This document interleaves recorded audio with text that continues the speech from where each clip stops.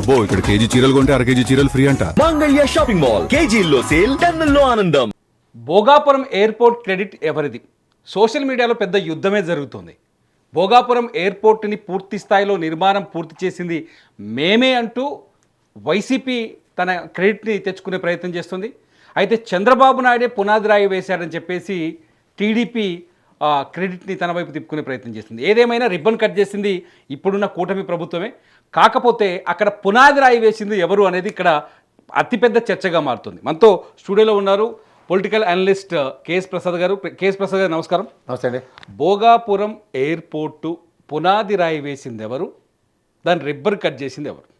మహానుభావుడు రాసిన కవిత్వం ఒకటి జ్ఞాపకం వచ్చింది సార్. రాజెక్కిన పల్లకే కాదు అది మోసిన బోయిలు ఎవరు అని. అలా నాకు ఫస్ట్ టైం ఈ బీజేపీ పార్టీ ఎందుకు ఇంత దరిద్రంగా ఇంత బుద్ధి జ్ఞానం లేకుండా ఇలా ఎలా ఏడుస్తుందన్న దాని మీద నాకు తీవ్ర ఆక్షేపణ ఉంది.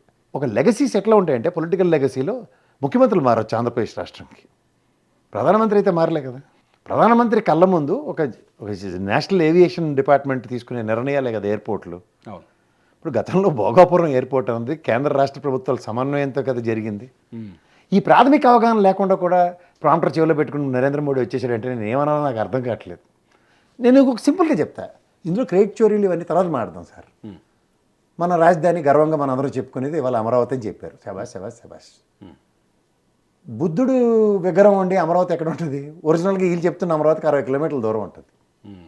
అంటే వీళ్ళు ఏది చెప్పినా అది మనం నమ్మేస్తామనే జడ్డితనం కాకపోతే మనకి, అంటే ప్రజలు ఇంత జడ్డి వేదాల్లో కనబడుతున్నారు వాళ్ళకి. నేను ఎందుకు చెప్తున్నానంటే గతంలో 2019లో గాబరా పడిపోయి చంద్రబాబు నాయుడు గారు, నేను వీడియోలు ఇచ్చిన వెనకాల డిస్ప్లే చేయండి, దెబ్బలపాలెంలో శంకుస్థాపన వేసాడు. అవును, ఒక వీడియో చూసి గౌరవ ముఖ్యమంత్రి గారు చంద్రబాబు నాయుడు గారు. అవును. శబాష్ శబాష్ శబాష్. అది 500 మీటర్ల దూరంలో భోగాపురం ఎయిర్పోర్ట్ ఫెన్సింగ్తో ఉంది. ఆ వీడియో కూడా ఇస్తాను మీకు చూడండి. దిబ్బలపాలెనికి ఇప్పుడు ఆ భోగాపురం ఎయిర్పోర్ట్ బార్డర్కి సంబంధమే లేదా? సంబంధం లేదు. 500 మీటర్ల దూరంలో ఉంది. ఫెన్సింగ్ కూడా భోగాపురం ఎయిర్పోర్ట్ క్లియర్గా కనిపిస్తుంది. ఇందులో క్రిటికాలిటీ కూడా చెప్తాను. ఆ రోజు మీరు చెప్పిన పకోడీ కబుర్లు ఏంటి? 15-16 వేల ఎకరాలు కావాలి. ఎవరు తాతగారు జాగిరిదారులు అని చెప్పి 15-16 వేల ఎకరాలు విషయం తీసుకొస్తారు? చెన్నై ఎయిర్పోర్ట్ ఎంత? కొచ్చి ఎయిర్పోర్ట్ ఎంత? శంషాబాద్ తెచ్చారు కదా. శంషాబాద్ ఎంత? ఎన్ని కిలోమీటర్లు, ఎన్ని ఎకరాలు అండి? ఎన్ని ఎకరాలు? 5,000 ఎకరాలు. 5,000 ఎకరాలు కదా. దగ్గర 5,000 ఎకరాలు. ఫస్ట్ 3,000 తర్వాత 2,000 ఎక్విజిషన్ అయింది. ఇప్పుడు నేను అంటుంది దేనికి అంటే, మీకు ఎంతసేపు ల్యాండ్. దెబ్బలపాలెం బస్సు ఉందో లేదో కనుక్కుంది ఎవరైనా. అక్కడ జగన్మోహన్ రెడ్డి పెట్టిన సభ దెబ్బలపాలెంలోనే కదా. మా ఊరికి బస్సు లేని దగ్గర మీరు ఎయిర్ బస్సు అంటున్నారా అంది. మరి భోగాపురంకి నేను ఆంధ్ర యూనివర్సిటీలో చదువుకున్నాను. విజయనగరం మా అమ్మ నాన్నలు ఉండేవారు, అప్ అండ్ డౌన్ చేసేవాడిని.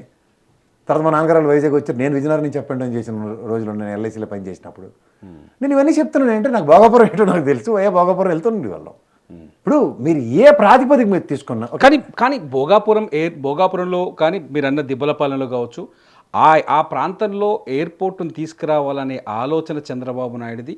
ఆ ప్రాంతంలో ఎయిర్పోర్ట్కి భూసేకరణ చేసినా ఏదైనా అక్కడికి తీసుకొస్తేనే డెవలప్మెంట్ జరుగుతుంది. అక్కడ నుంచే విశాఖపట్నానికి ఒక కొత్త మార్గం ఏర్పడుతుంది, విశాఖపట్నం గ్రోత్ కారిడార్ ఏర్పడుతుంది అని చెప్పేసి ఆలోచన బెంగళూరులో 2015లోనే చంద్రబాబు నాయుడు చెప్పారు.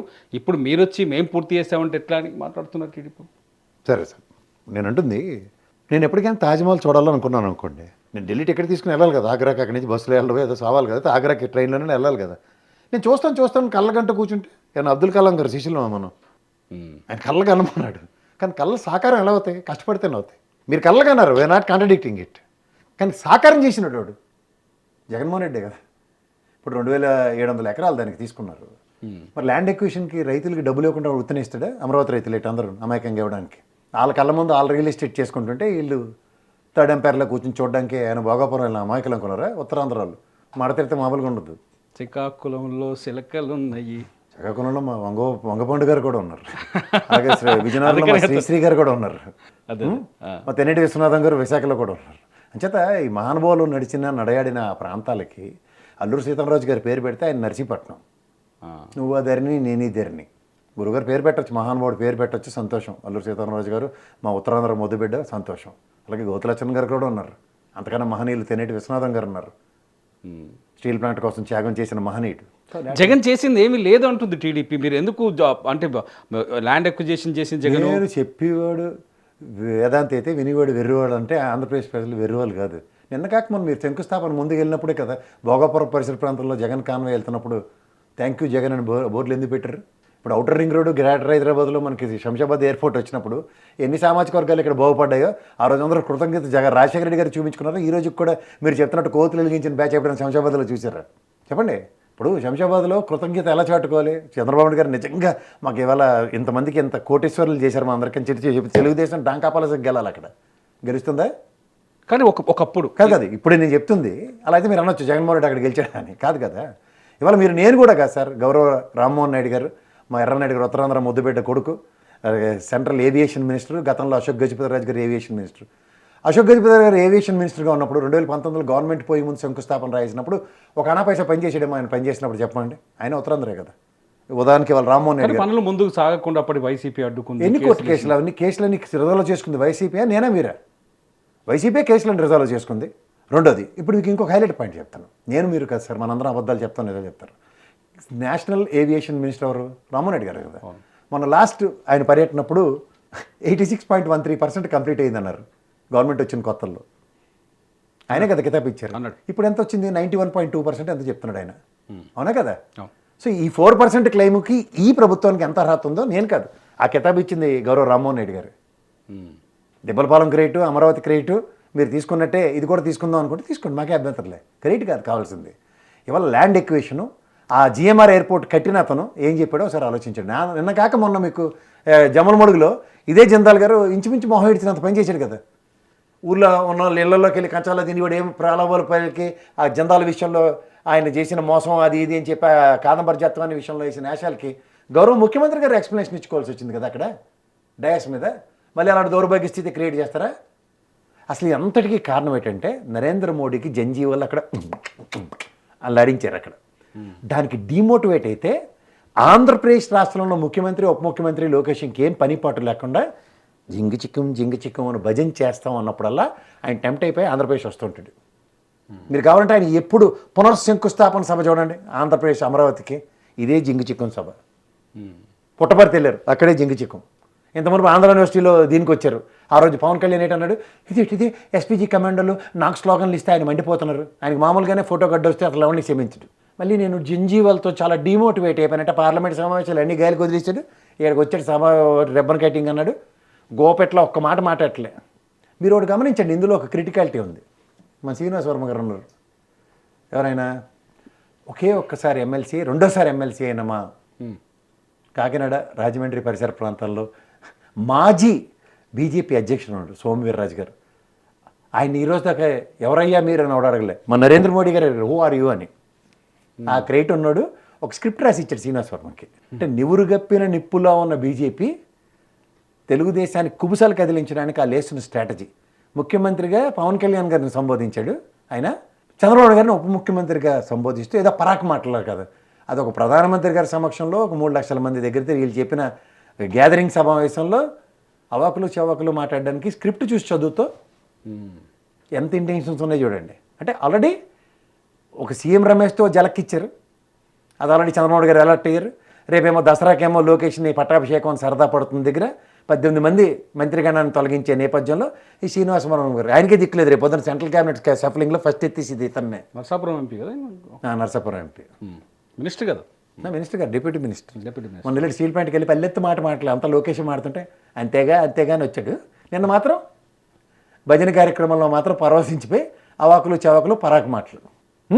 అంటే కాదు సార్ ఎయిర్పోర్ట్ మీరు గమనించండి. ఇక్కడ నేను అంటుంది ఏంటంటే అసలు విషయాల కన్నా కొసరు విషయాలు చర్చించి సభ కింద దాన్ని చూడాలి కదా. భోగాపురం ఎయిర్పోర్ట్ది డిమోటివేట్ అయిన నరేంద్ర మోడీ గారు ప్రధానమంత్రి గారిని మోటివేట్ చేయడానికి సభ. కేంద్ర క్యాబినెట్ షఫలింగ్లో ఎత్తిపోతున్నాడు, కొన ఊపిరితో కొట్టుకుంటూ మాట్లాడుతున్న పరాకు మాటలకి కేంద్ర రాష్ట్ర ప్రభుత్వాల సమన్వయంతో ఏర్పడిన రాబోయే షిండే కలర్ట, రాబోయే బీజేపీ సమన్వయంతో తెలుగుదేశానికి డెంటపడే ప్రభుత్వం ప్రమాదమా? ఇలాంటివన్నీ గమనించుకొని ఒక్కసారి ఆ సభా సమావేశంలో సంక్షిప్తంగా క్లుప్తంగా వివరించవలసిన విషయాలు వివరిస్తే తెలుగుదేశంలో ఉన్న వృద్ధ జంబుకలన్నీ జేబులో చగోడీలు వేసుకుని పిసుక్కోవడం కాదు. కానీ ఇక్కడ ఇంకొక ప్రశ్న ఉంది సార్. సరే సభ సమావేశంలో మోదీని పొగడ్డం కోసం సభ చేశారు, మోదీ కోసము అంత 13 అంటే చాలా మంది వేలాది మంది పిల్లల్ని తీసుకొని రాష్ట్రంలో ఉన్న బస్సులన్నీ దానికి తగలెట్టారండి చేశారు. ఇదంతా పక్కన పెడదాం. మీకు ఇంకోటి చెప్పనా, ఆ నృత్య కార్యక్రమంలో గిన్నీస్ రికార్డు సృష్టించారు. గౌరవ మంత్రి గారు మాధవ్ గారు ఆధ్వర్యంలో తీసుకున్నారు గిన్నీస్ రికార్డు. నరేంద్ర మోడీ గారికి పరవశించిపోయేలాగా జీప్లో టాప్లెస్ జీప్లో తిప్పుతో కూడా ఆ నృత్య ప్రదర్శనని పరవశించేలా చేశారు. కానీ ఇదే ఉత్తరాంధ్రలో వెనకబడిన గిరిజన ప్రాంతాల్లో స్కూళ్ళకి త్రాగునీటి వాటర్ లేక ఎంత సమస్యలు ఎదుర్కొంటున్నారో చూడండి. గతంలో ఉద్దానంలో వాటర్ సమస్యకు వచ్చిన కిడ్నీ బాధితులకి శాశ్వత పరిష్కారం ఇచ్చిన జగన్మోహన్ రెడ్డి ప్రభుత్వం వెసస్ ఈ ప్రభుత్వం ₹1 కోటి బడ్జెట్ ఆల్మోస్ట్ అలొకేట్ చేసి ఇంకా దానికి ఎక్కువైతే చేసి దగ్గర ₹1 కోటి శాశ్వత ఇప్పుడు ఎయిర్పోర్ట్ వచ్చింది కదా సార్, ఆ ఏరియా అభివృద్ధి చెందుతుంది, ఆ ఏరియాకు పెట్టుబడులు వస్తే చాలా స్పష్టంగా చెప్తున్నారు. ఉత్తరాంధ్రకి ఎయిర్పోర్ట్ రావడం అనేది ఒక వరం. ఎర్ర బస్సు తిరగలేని చోట ఇప్పుడు ఎయిర్ బస్సు దిగుతోంది. అక్కడ నుంచి పెట్టుబడులు వస్తాయి. ఆ ప్రాంతం అంతా భవిష్యత్తులో ఊహించినంత అభివృద్ధిని సాధించబోతుంది. ఆ అభివృద్ధికి పునాదిరా వేసింది మా చంద్రబాబు నాయుడు అని వాళ్ళు చాలా స్పష్టంగా చెప్తున్నారు. మీరు ఎందుకు వ్యతిరేకిస్తున్నారు? మీరు పుండుకు తెరలేదట బూర్లు ఉండవైపు వెళ్ళమా అన్నట్టు. అంటే పుండుకు తెరలేదంటే అడిగి దెబ్బ తగిలితే నూనె రాసుకోవడానికి లేదు, అడిగి బూర్లు ఉండమన్నట్టు. దేవి బూర్లు ఎలా ఉంటారో తెలుసు కదా, నూనె కాలలో తేలుతారు దేవుతారు కదా. అలాగా ఉత్తరాంధ్ర వెనకపడతానికి ఎయిర్ బస్సు సొల్యూషన్ ఎలా చెప్పండి? చెప్తున్నారు కదా, అది ఎలాగో నాకు తెలియాలి కదా. ఇప్పుడు మాకు ఉత్తరాంధ్రలో శ్రీకాకుళం తీసుకుందాం, జీడిపిక్కల పరిశ్రమలు ఉన్నాయి, దానికి చేతి పథకాలు ప్రభుత్వం నుంచి శాశ్వత పరిష్కారం ఏమైనా ఇచ్చారా? విజయనగరంలో జూట్ పరిశ్రమలు ఉన్నాయి, వెనుకబడతానంటే ఎన్ని జూట్ పరిశ్రమలు మూతపడ్డాయి. దానికి ఈ ప్రభుత్వం వచ్చి శాశ్వత పరిష్కారంలో ఎక్స్పోర్ట్ మాడ్యూల్ క్రియేట్ చేస్తున్నాం కాబట్టి దీని నుంచి ఇంటర్నేషనల్ ట్రావెల్ కోసం మా ఉత్తరాంధ్రాల కోసం చేస్తున్నామని చెప్పారా? ఆల్రెడీ ఎగ్జిస్టింగ్ ఎయిర్పోర్ట్కి ఇప్పుడు 60 కిలోమీటర్ల దూరంలో తీసుకెళ్లి భోగాపురం పెట్టారు. ఆల్రెడీ అది నేవల్ బేస్ది, వాళ్ళు తీసుకున్నారు, సంతోషం. ఇక్కడ కొత్త ఎయిర్పోర్ట్ శంషాబాద్కి తగ్గట్టుగా కట్టారు. What sort of infrastructure you created? ఉదాహరణకి పివి నరసింహరావు గారు మానవాడి పేరు మీద ఉన్న ఎక్స్ప్రెస్ హైవే ఇవాళ ఎయిర్పోర్ట్కి కనెక్టింగ్. తర్వాత కేసీఆర్ గారి గవర్నమెంట్లో వచ్చిన కనెక్టింగ్ ఎయిర్పోర్ట్ ఫ్లైఓవర్స్, శాశ్వతంగా ఎయిర్పోర్ట్కి డేవియేషన్స్, ఇట్లాంటివి నితిన్ గడ్కరీ గారి ఆధ్వర్యంలో శాశ్వతంగా మనకి 57 metres 93 metres road 6 track road ఇస్తున్న దగ్గర అడ్డుపడింది ఎవరు?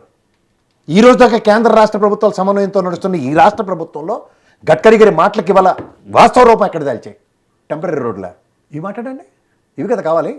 ఇవి మీరు ఎయిర్పోర్ట్ యుద్ధ ప్రాతిపదికగా ఓపెన్ చేశారు. Before that national level connectivities ఇవి కదా కావాల్సింది. ఇప్పుడు మీరు ప్రతిదానికి క్రెడిట్ చోరియో లేకపోతే ఏదో మీరు అనుకుంటున్న దగ్గర నిజమే, మీరు ఒక ముఖ్యమంత్రి హోదాలో ఇవాళ ఓపెనింగ్కి నోచుకోంది అన్న దగ్గర మీకు అప్రహెన్షన్ ఉన్నప్పుడు చేయండి, be proud of you. But ఇదే పని మీరు రుషికొండ ప్యాలెస్కి కూడా చేయాలి కదా. ఇక్కడ రుషికొండ ప్యాలెస్కి మాకు ఇక్కడ ఫలక్నామా ప్యాలెస్ ఉంది, ఒక గుర్రబగ్గి పెట్టండి, కింద నుంచి పైకి వెళ్ళేవాళ్ళు యాత్రికుల కోసం సరదాగా 3000 టికెట్ పెట్టండి, పైకి వెళ్ళి భోజనం తినడానికి వెళ్తారు. ఒళ్ళుపోయి కాలం వాళ్ళు చాలామంది ఉన్నారు దేశంలో. పర్యాటక రంగాన్ని అభివృద్ధి చేయండి. 2.5 ఏళ్ళు అవుతుంది దగ్గర, ఇంకా రోజు వెళ్ళి ఫోటోలు తీసుకుని వస్తున్నారు. వీళ్ళు పవన్ కళ్యాణ్ వెళ్ళి పెచ్చులుడింది తమాషాలుగా ఉందా? ఎక్స్చక్కర్ నుంచి ఖర్చు పెట్టిన డబ్బులు మీరు చెప్పిన అబద్ధం బూటకం కబుర్లు కాదు కదా. జగన్మోహన్ రెడ్డి కట్టుకున్నాడు, జగన్మోహన్ రెడ్డి కట్టుకోవడం ఎలాగో తెలుసు. ఎలాంకాల ప్యాలెస్ కట్టుకున్నాడు, ఇక్కడ లోటస్ పాండ్లో కట్టుకున్నాడు, తాడేపల్లిలో మీరు చెప్తున్న పావు ఎకరంలో కట్టినా సరే దాన్ని ఏంటంటారో మాకు తెలుసు మీ పేలాపనలో. అతను ఆయన కట్టుకోవడం తెలిసినాడు, రుషికొండలో ఎందుకు కట్టుకోవాలి? ఆ పడదానికి ఇంకో రుషికొండలో ఇంకో ల్యాండ్ తీసుకుని కట్టుకోగలరు if really is in need of. ప్రభుత్వ భవనాలు సద్వినియోగపరచడానికి మీకు ఓపిక లేకపోతే మేం చేయాలా? మరి విజనరీ అంటారు కదా మీరు.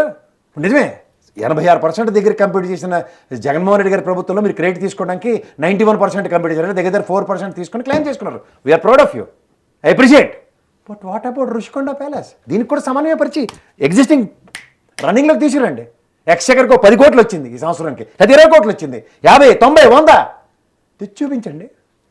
సంపద సృష్టిస్తామని మీరే చెప్పారు కదా. గతంలో ఇంతే అడావుడు చేసి గిన్నీస్ రికార్డ్ అని ఎట్టారంటే కొంపెత్తేస్తారు మీరు. గతంలో పోలవరం ప్రాజెక్ట్ కూడా గిన్నీస్ రికార్డ్ అని కాంక్రీట్ వేశారు, డయాఫ్రామ్ వాళ్ళు ఎత్తుకెళ్ళిపోయింది. గమనించారా తిరుమల గారు? అయితే గిన్నీస్ రికార్డుతో లింక్ పెట్టారంటే మాకు కొంపలు ఎత్తిపోతాయి. ఏ తిరుమల గారు అవునంటారు కదంటారా? కనిపిస్తుంది కదా, వాస్తవాలే కదా.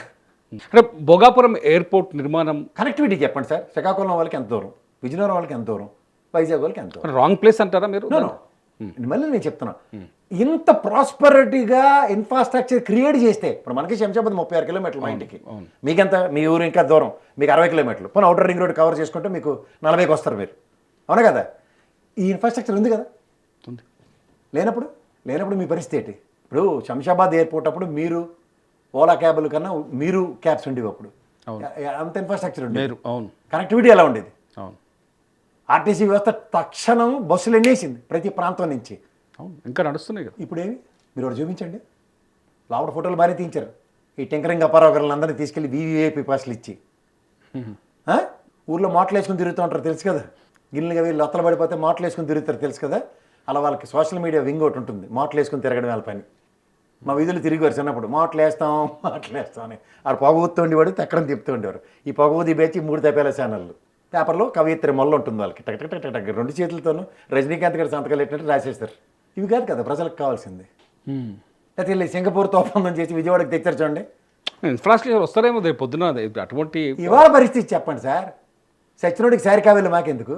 ఇప్పుడు విశాఖపట్నంలో దిగి గోపెట్ల వైఎస్ జగన్మోహన్ రెడ్డి ఉండుంటే, వైఎస్ జగన్మోహన్ రెడ్డి ఎయిర్పోర్ట్ పూర్తి చేసి ఉంటే ఇన్ఫ్రాస్ట్రక్చర్ కూడా డెవలప్ చేసి ఉండేవాడు. ఆబ్వియస్లీ ఆ రోజు నితిన్ గడ్కరీ స్పీచెస్ మీరు వినండి ఒకసారి. నితిన్ గడ్కరీతో సమన్వయ పరిస్థితి కానీ రిబ్బన్ కటింగ్ ఉండకపోయింది. నరేంద్ర మోడీ సమక్షంలో చెప్పాడు, నాకు మీతో ఏటొద్దు సార్, నా రాష్ట్ర ప్రయోజనాలు నాకు ఇంపార్టెంట్, నాకు అధికారం ఇంపార్టెంట్ అనుకుంటే జగన్మోహన్ రెడ్డి కథ వేరేగా ఉంటుంది. అధికారం ఉంటేనే ఏదైనా చేయగలం అని తెలుసుకుంటే బాగుంటుంది. ఆయన అధికారం లేకపోతే అపవాదులు మేడమే. అధికారం అంటే ఫైనల్గా ఎవరికి వస్తుంది అంటారు? భోగాపురం ఎయిర్పోర్ట్ క్రెడిట్ ఎవరికి వస్తుంది అంటారు? నేను అక్కర్లేదు సార్, మీకు ఒకటే మాట చెప్తాను. ప్రజలు అంతిమ న్యాయ నిర్ణేతలు, నేను ఎప్పుడు కంక్లూజన్ ఇలాగే ఇస్తాను. వాళ్ళకి తెలుస్తుంది ఈ భోగాపురంలో వస్తే ఏటైంది అన్నది వాళ్ళు ఆలోచించుకోరా. లేదంటే శ్రీకాకుళం నుంచి అలో లక్ష్మణ అని బయలుదేరి వస్తాడు వాడు ఎయిర్పోర్ట్కి. ఉదాహరణకి అమ్మయ్యా నాకు కొత్త రోడ్ జంక్షన్ నుంచి అవతల పక్క దిగితే ఎయిర్పోర్ట్ వచ్చి దగ్గర ఆ సుఖం ఎలాగుంది. ఇప్పుడు భోగాపురం లోపలికి వెళ్తే ఏ సుఖం ఉందో అవి తెలియకుండా ఉంటారు వాడన్నా. చూద్దాం సార్, ఇంకా మొదట్లోనే ఉగ్గుపాలు పోసే రోజు బిర్యానీ కథలు మనకెందుకు.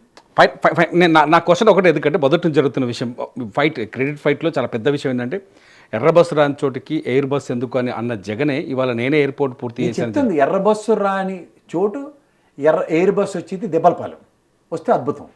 కానీ భోగాపురం కనెక్టివిటీ ఉంది, కానీ నువ్వు చేయవలసింది ఇన్ఫ్రాస్ట్రక్చర్ డెవలప్మెంట్. అది స్టేట్ గవర్నమెంట్ ప్రివిలేజ్ ఏది, సెంట్రల్ గవర్నమెంట్తో సమన్వయం ఏది. మీ ఇద్దరే కదా జోడెద్దు కూడా అని చెప్పి మా ప్రాణాలు తినేస్తుంది. మే ఆతే వక్త్ బోత్ తక్లీఫా ఉటాకే ఆయాం. ఎందుకంటే ఫ్లైట్ దిగాడు కాబట్టి నరేంద్ర మోడీ ఆ మాట చెప్పలేడు. రోడ్డు నుంచి వచ్చిన మంత్రుల్లో రామ్మోహన్ రెడ్డి వచ్చాడు కదా. నేను నితిన్ గడ్కరీ గారితో కూర్చుని రేపు దీని మీద నేను ఆ 6 ట్రాక్ రోడ్డుకి నేను ఏం చేయబోతున్నాను చూడండి. ఇలాంటి స్టేట్మెంట్స్ ఏమైనా ఉన్నాయా? ఇవి కావాల్సింది. మాకు రామ్మోహన్ నాయుడు గారికి ఒక డమ్మీ పదవి ఇచ్చారు, మా ఉత్తరాంధ్ర మీద బిడ్డ ఎర్రనాయుడు గారు అబ్బాయికి. ఎయిర్పోర్ట్ అయింది కాదు, ఫ్లైట్లు అయినవి కాదు, యజమాయిషి మాత్రం అయింది. ఎవరి మీద అజమాయిషి చేస్తాడు? మన ఇంటి కూడా ఆడికి సినిమా చూపించడానికి. మీరు గమనించారా? మాకు ఖాళీ లేదు సార్, కుదరదు అంటే ఏమీ చేయలేని నిస్సహాయ స్థితిలో కేంద్ర ప్రభుత్వం ఉంది. రామ్మోహన్ రెడ్డి గారు ఉన్నారు. ఇంకొక విమర్శ కూడా ఉంది సార్, అంటే మీరు ఉత్తరాంధ్ర ప్రాంతానికి సంబంధించిన వారు, ఆ ఏరియా నా ప్రాంతానికి సంబంధించిన అంటే చదువుకుని నాకు విద్యాభిక్ష పెట్టిన ప్రాంతం అది కదా. ఆ ప్రాంతం మీద పట్టున్న వాళ్ళు అసలు విశాఖ నుంచి ఎయిర్పోర్ట్ని 50 కిలోమీటర్ల దూరం పెట్టడమే పెద్ద తప్పు అంటున్నారు. దీన్ని ఏం చెప్తారు మీరు? అంటే నడిబోడ్లో పెట్టలేరు కదా సార్. అంటే అంత దూరం అవసరం లేదు, కొంత ల్యాండ్ అక్విజిషన్ తగ్గించుకొని కొంచెం ముందుకు తీసుకురావాలి. అది ఇంకా తగ్గించాడు కావట్లేదు. ఆ 16,000 ఎకరాల ఇంటికి వెళ్ళి సముద్రంలోంచి వెళ్ళింది డెక్కేసుకుని లేదు. That is a beautiful decision, I'm not contradicting it. But connectivity central గవర్నమెంట్ది మనం చేతులారే క్రూషియల్ టైంని వేస్ట్ చేసుకున్నాం. ద పేస్లో ఇది నడుస్తున్న వేగానికి కేంద్ర ప్రభుత్వ సమన్వయంతో నేషనల్ హైవే కనెక్టివిటీ అయిపోయి ఉంటే it's a matter of fact. ఒకప్పుడు జగన్మోహన్ రెడ్డి గారు సంబంధించుకున్న దగ్గర వీళ్ళు ఇప్పుడు జోడెద్దుబోలే కదా. అవును, వీళ్ళతో ఎందుకు కట్టలే అంటే బీజేపీ వాడు అధికారం అనే నెపం పెట్టి అధికార దాహం ఉన్నోడిని తొక్క తీసేస్తున్నాడు. చంద్రబాబు గారు పవన్ కళ్యాణ్ బలైపోతున్నారు. జగన్మోహన్ రెడ్డితో అలా పప్పులు ఉడకలేదు. ఈ తేడా తెలుసుకోండి ప్రజలు, అంతకన్నా ఇంకేం అక్కర్లేదు. చూద్దాం సార్ ఈ వారం ఎంత దూరం పోతుందో. ఇది మొత్తానికి భోగాపురం ఎయిర్పోర్ట్ మీద కేఎస్ గారి విశ్లేషణ. చూద్దాం, భోగాపురం ఎయిర్పోర్ట్ క్రెడిట్ సొంతం చేసుకోవాలంటే దాని చుట్టూ ఇన్ఫ్రాస్ట్రక్చర్ కూడా డెవలప్ చేయాల్సిన బాధ్యత, ఆలోచన ప్రభుత్వానికి ఉండాలంటున్నారు కేఎస్ గారు. చూస్తూనే ఉండండి CCTV. నా పేరు తిరుమల.